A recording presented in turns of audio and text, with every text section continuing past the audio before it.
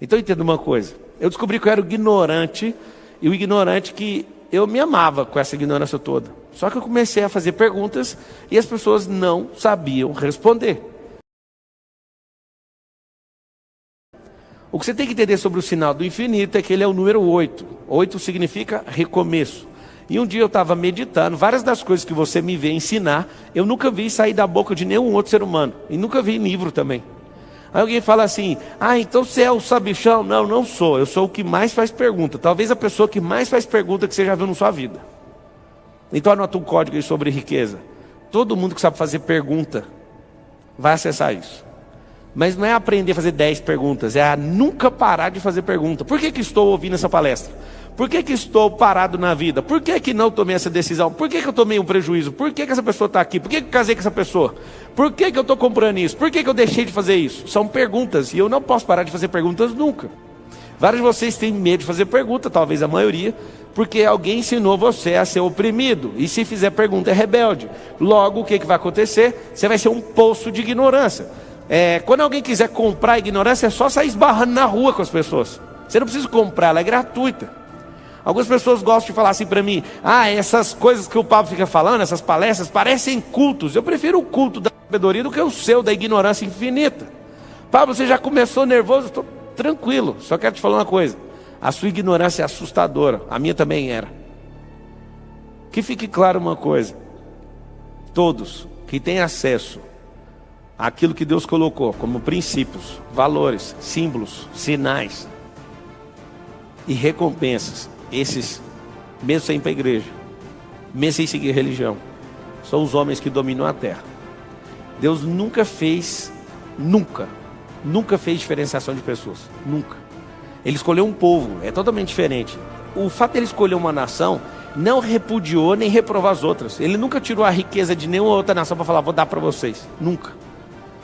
Você olha lá na saída do povo do Egito, o povo de Israel ficou 430 anos preso ali.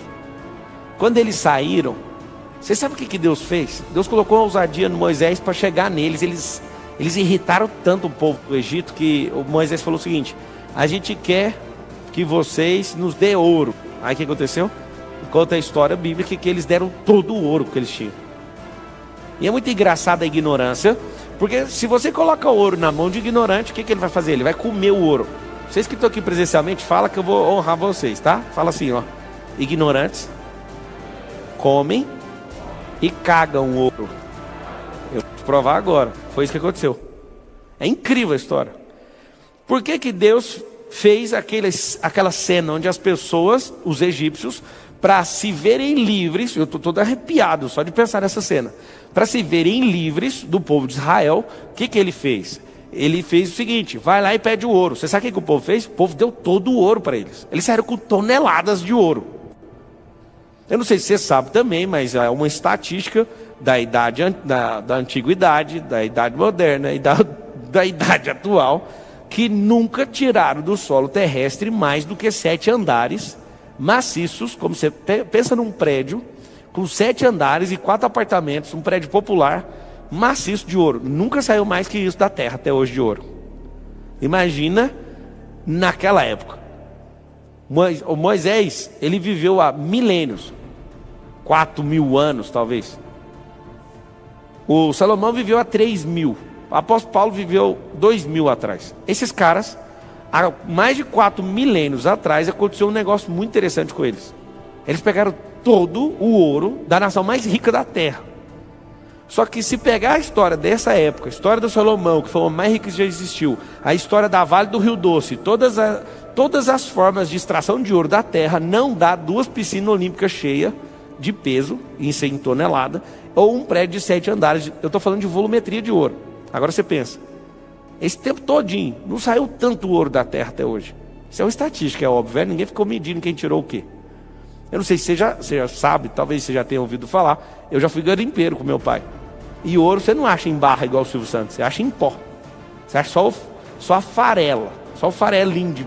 Aí você vai juntando, quando você tá fera, você juntou um pote desse tamanho, só de pó. O que você está falando desse negócio do ouro? Eu falei que gente ignorante come e caga ouro. Ou seja, aprende, não usufrui e joga fora. Existem sabedorias que foram liberadas para vocês ao longo do tempo, na qual vocês não souberam canalizar, tiveram que engolir, tiveram que cagar. Desculpa falar essa palavra, mas você caga todo dia, não vem mexer o saco. Quando Deus dá essa indenização, esse ouro significa, vocês ficaram 430 anos escravos do Egito. Então eu vou dar uma indenização de 430 anos. Ninguém, absolutamente ninguém, vai escravizar vocês e vocês vão sair com a mão abanando. Vocês vão sair com liberdade e vou indenizar vocês. O Egito indenizou. É como se fosse o acerto de CLT. Foi escravo, mas vai sair indenizado. Rapaz, a indenização saiu o cara. Carregaram todo o ouro. Pablo, o que aconteceu? Aconteceu uma coisa bem simples. Eles foram para o deserto. E lá no deserto Moisés sumiu. Quando você fica dependendo de Moisés, você vai se ferrar na vida. Como Moisés foi para o Sinai e não voltava, as pessoas, cadê o Moisés? Cadê o Moisés? Algumas pessoas acham que o bezerro de ouro foi uma desconexão com Deus. Não foi. Eles de todo o coração não sabiam o que fazer com aquele tanto de riqueza e nem fazer nada na vida sem o Moisés. O que eles fizeram? Vamos fazer um bezerro, que significa sacrifício, e vamos fazer o quê? Vamos adorar a Deus com esse bezerro. Moisés desce, já quebrando a placa, aquele terror. E o final é muito interessante. Porque quando Deus dá esse ouro, eles não entendem de riqueza. Repete assim comigo. Escravo não entende de riqueza. O que aconteceu então? Quando eles pegaram essa indenização, eles não entenderam o porquê, nem para quê e nem como eles iam usar. O Senhor, Ele libera riquezas reais nas nossas mãos, mas como a gente não sabe de onde veio, para que serve, como usar e o porquê de todas as coisas, o que vai acontecer? A gente vai comer essa riqueza e vai cagar essa riqueza. Talvez seja um pouco pesado para você que está ouvindo a primeira vez. Escravo não entende de riqueza. É por isso que ele fica 50 anos trabalhando numa mesma empresa. Escravo não entende de riqueza, por isso ele tem medo de quebrar a cara. Escravo não entende riqueza, por isso ele odeia a liberdade. Escravo não entende riqueza, porque se ele entendesse, ele ia começar a escavar o cérebro dele. Se o escravo entendesse de riqueza, ele ia rasgar o coração dele. Ele ia lá nas profundezas do íntimo dele, ele ia descobrir a identidade dele, que é a coisa mais rica que existe no ser humano. Ele iria descobrir de todas as formas aquilo que movimenta a humanidade, a existência e todas as coisas. Mas escravos, eles querem o quê? Eles querem só uma estabilidade. O escravo, ele só quer ração. O escravo, ele só quer atenção. O escravo só quer uma moradia. O escravo, ele só quer não encher o saco, né? Só que ele já está enchendo o saco de uma geração inteira.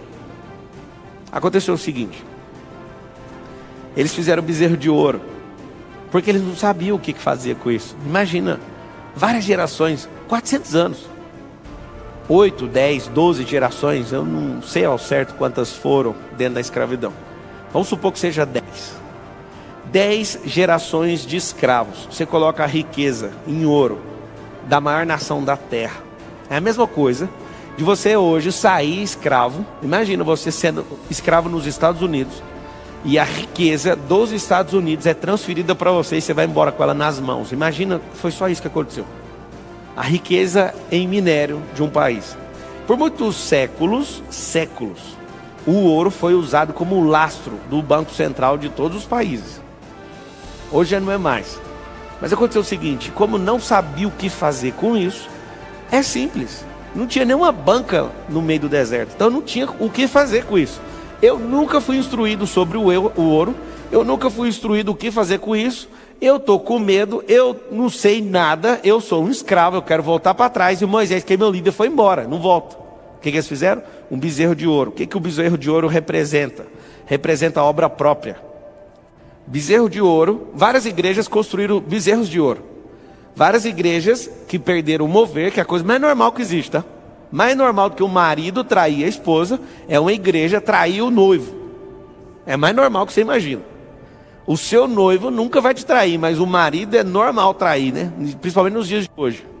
Só tem um detalhe: as igrejas constroem bezerro de ouro porque perderam o mover. Isso é normal. Só que aí um dia, quando Deus falou que ia descer para trocar ideia com os caras, é assustador o que ele manda fazer. Ele manda pegar aquele ouro, moer, pôr na água e mandou os caras beber. Eu nem acreditei que isso estava escrito na Bíblia. E continua escrito, não sei por causa de quê.